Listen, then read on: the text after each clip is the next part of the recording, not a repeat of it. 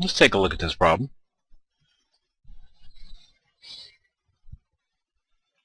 We got g of x is equal to x over square root of 4 minus x squared. And we're wanting to find g of 3/2.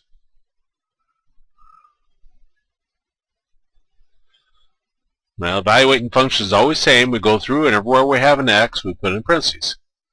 So we're going to have parentheses over square root of 4 minus parentheses squared. Now, whatever we're evaluating for, whatever's inside this parentheses here, is what we'll now put inside these parentheses. So put 3/2 there and 3/2 there. So we're going to have 3/2 over square root of 4 minus, now 3/2 squared, you have to square the top and square the bottom. 3 squared is 9, and 2 squared is 4.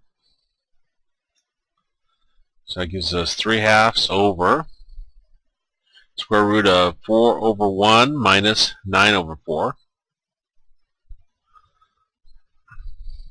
If you're going to add or subtract fractions, it's helpful with both fractions. So I create a fraction by putting that over 1. Now I want to get a common denominator for what's inside the square root. And I got two denominators here. I got 1 and 4. So our common denominator will be 4. So we're going to rewrite each fraction with that new denominator. Now this one already had a 4, so I'll leave it alone. That stays 9/4.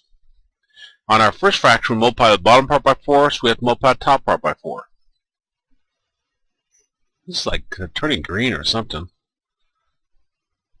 Not sure what in the world that means. It's very disturbing, though. I mean, my monitor's going out. Anyway, 16/4 minus 9/4 gives us 7/4.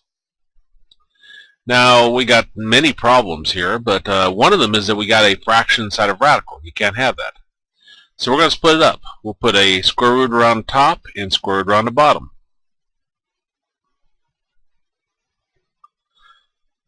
Well, square root of 7 I can't do anything with. But square root of 4, that's 2 times 2 gives you 4, so that square root of 4 gives us 2.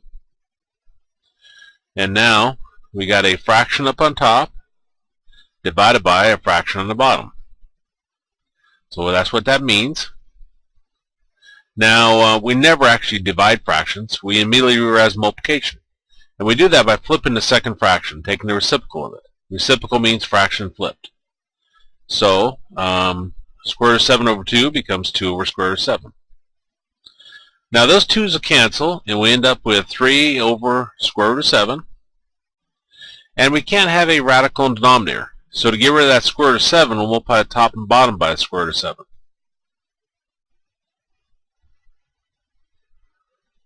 And that's going to give us 3 square root of 7 over square root of 7 times 7, or square root of 7 times square root of 7 is 7. And that right there is how they come up with this answer.